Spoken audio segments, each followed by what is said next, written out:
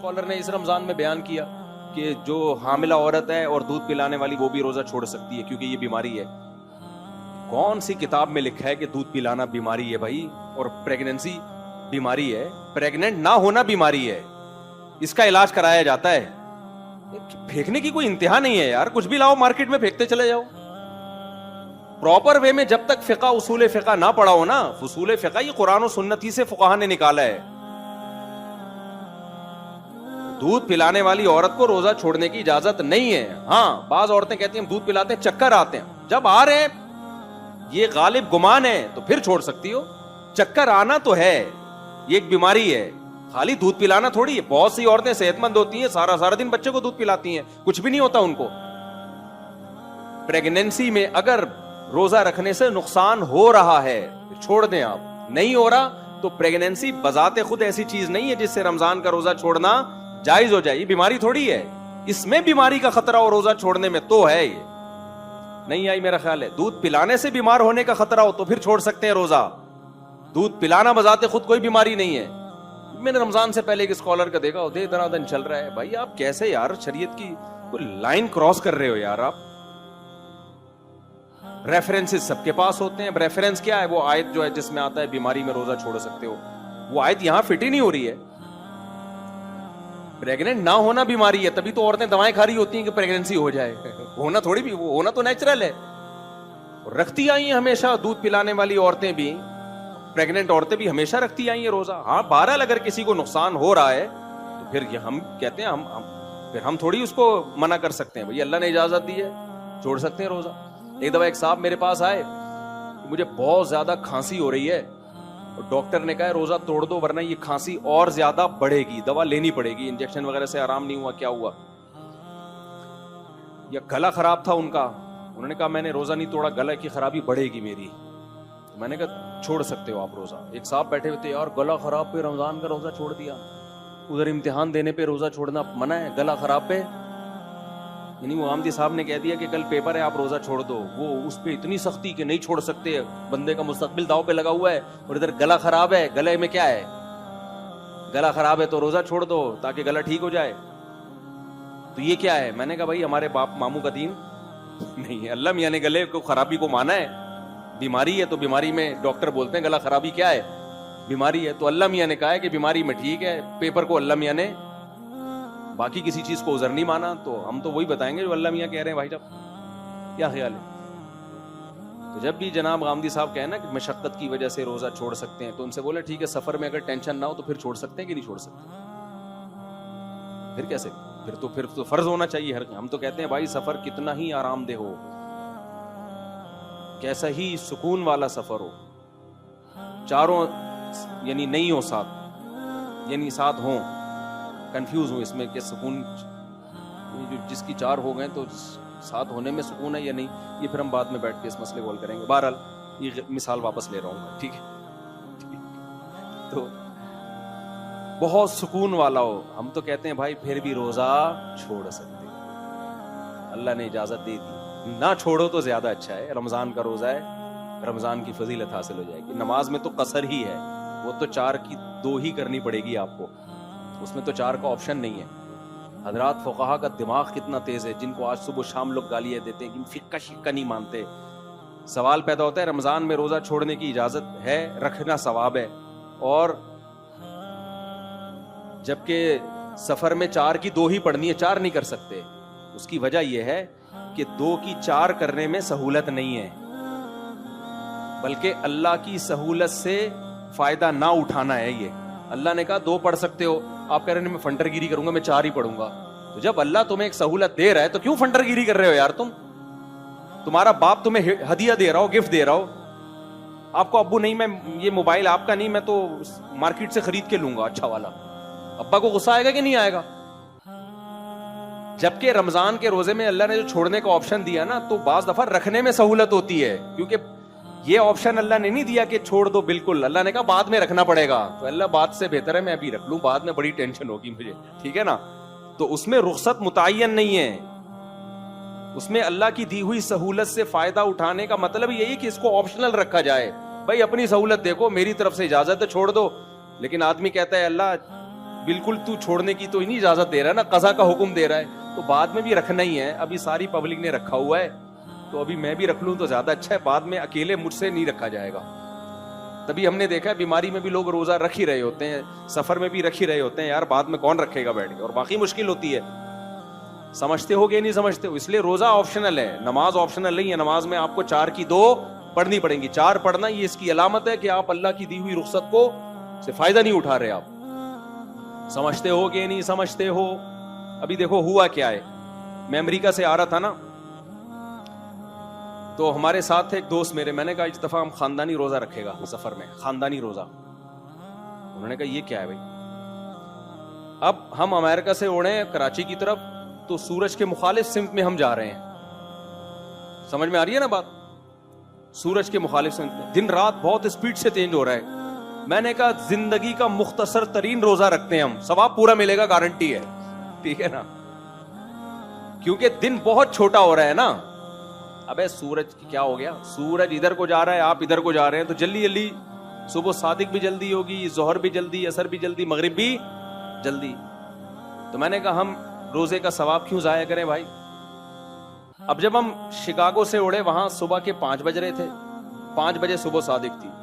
ہم جب راستے میں پہنچے ہیں تو شکاگو کے ٹائم کے مطابق 12 بجے صبح صادق ہوئی ہے. یعنی ہم تو 8 بجے اڑ گئے نا, تو 12 بجے میں نے کہا کھڑکی سے باہر جھانکنا نہیں, ہم یہی سمجھیں گے ہم شکاگو میں ہی ہیں, امریکہ میں ہی ہیں. گھڑی امریکہ کے حساب سے تھی. رات 12 بجے میں نے کہا بھائی ہم سحری کر کے نیت کر لی روزے کی, صبح 10 بجے ناشتے میں روزہ افطار ہوگا ہمارا. رات کو تو سونا ہی تھا, جہاز میں تھوڑا اونگی رہا ہوتا ہے نا آدمی. میں نے کہا یوں سمجھو کہ رات 12 بجے ہم ڈنر کر رہے ہیں اور صبح ناشتہ کریں گے 10 بجے, تو یہ ڈنر آپ سحری کی نیت سے کرو اور صبح 10 بجے ناشتہ آپ نے افطاری کی نیت سے کرنا ہے. تو صبح ہم نے اپنے دماغ کو امریکہ کے حساب سے بے وقوف بنایا تاکہ روزہ بھی ہو اور آسانی سے روزہ ہو جائے. وہ الگ بات ہے کہ صبح 10 بجے ہم دبئی ایئرپورٹ پہ تھے جہاں مغرب کی اذانیں ہو رہی تھی, گھڑی میں نے چینج نہیں کی. ہم نے کہا ہم یہی سمجھے گا ہم 10 بجے کھا رہے ہیں.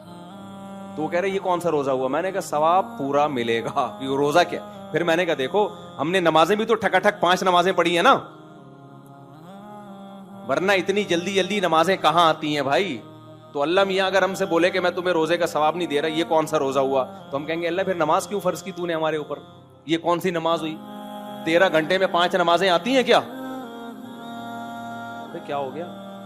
13 گھنٹے میں 5 نمازیں نہیں آ سکتی, ہماری آئی ہیں کیونکہ ہم سورج کے مخالف جا رہے ہیں, ٹھکا ٹھک نمازیں آ رہی ہیں. تو جب 5 نمازوں کا اللہ ہمیں فرض قرار دے رہا ہے, چھوڑنے پر گناہ دے رہا ہے ان 5 نمازوں کے چھوڑنے پر, تو روزہ رکھنے پر ثواب کیوں نہیں دے گا بھائی وہ؟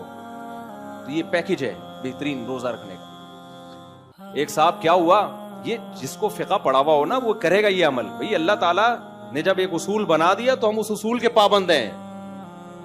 اب جو لوگ روزہ رکھ کے توڑ دیتے ہیں, گناہ کیا انہوں نے. رمضان کا روزہ توڑنے کا کفارہ کتنا ہے؟ 60 روزے لگاتار. کتنے؟ علماء کہتے ہیں دسمبر میں رکھو, جون میں رکھنے کی بولو. کوئی فنڈر بنے کہ میں جون جولائی میں 60 روزے رکھوں گا, ابے تو کیوں اپنے آپ کو بلا وجہ ٹینشن میں ڈال رہا ہے؟ اللہ میاں نے یہ تھوڑی کہا کہ جون جولائی میں رکھو, اللہ میاں نے کہا 60 روزے کمپلیٹ ہونے چاہیے.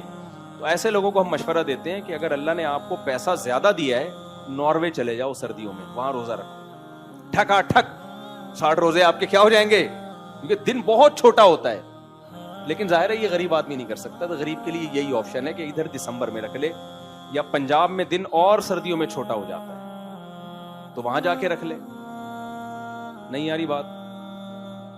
تو شرعی قاعدہ ہے بھائی, صبح صادق ہونی چاہیے, غروب آفتاب ہونا چاہیے, دونوں چیزیں ہو رہی ہیں. اب اللہ میاں ہی نے دن 2 گھنٹے کا رکھ دیا, 3 گھنٹے کا, تو یہ ہمارا ہیڈک نہیں ہے بھائی.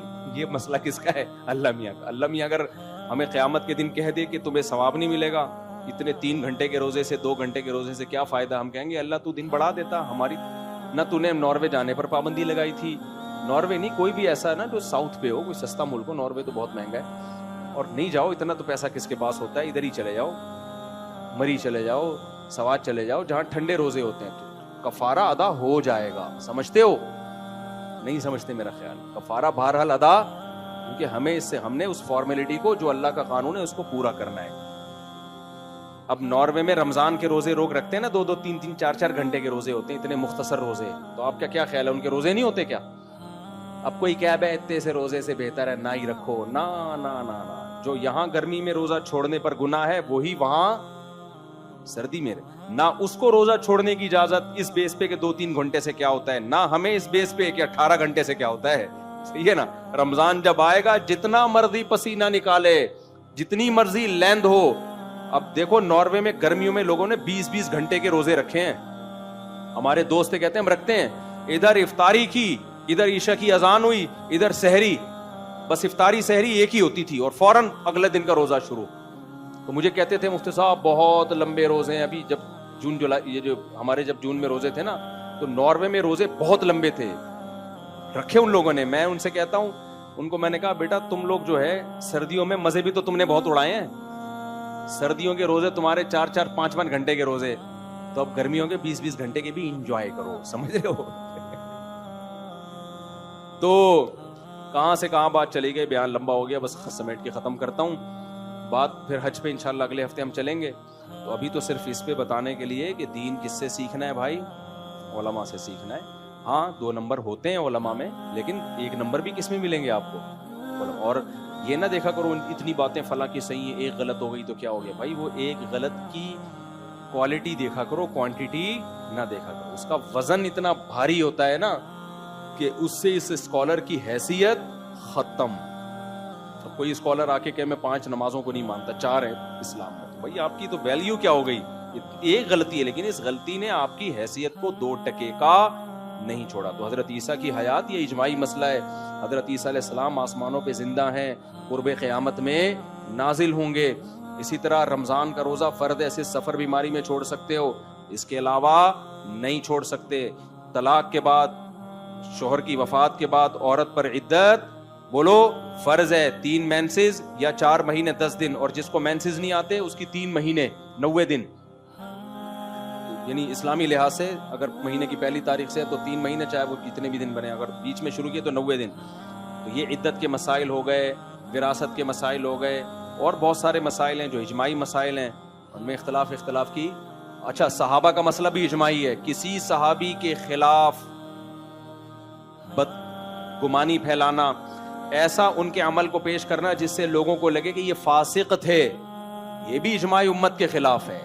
سمجھتے ہو؟ کوئی اسکالر یہ بات کر رہا ہے تو پھر یہ نہیں دیکھا جائے گا اتنی باتیں صحیح میں ایک غلط ہو گئی, تو وہ غلط کا ویٹ اتنا زیادہ ہے کہ بھائی اب اس کی حیثیت 2 ٹکے کی نہیں رہی, اس نے اتنا بڑا بلنڈر کر دیا ہے. تو اللہ تعالیٰ سے دعا ہے اللہ تعالیٰ ہمارے ایمان کی, اعمال کی حفاظت کرے. وما علینا الا البلاغ.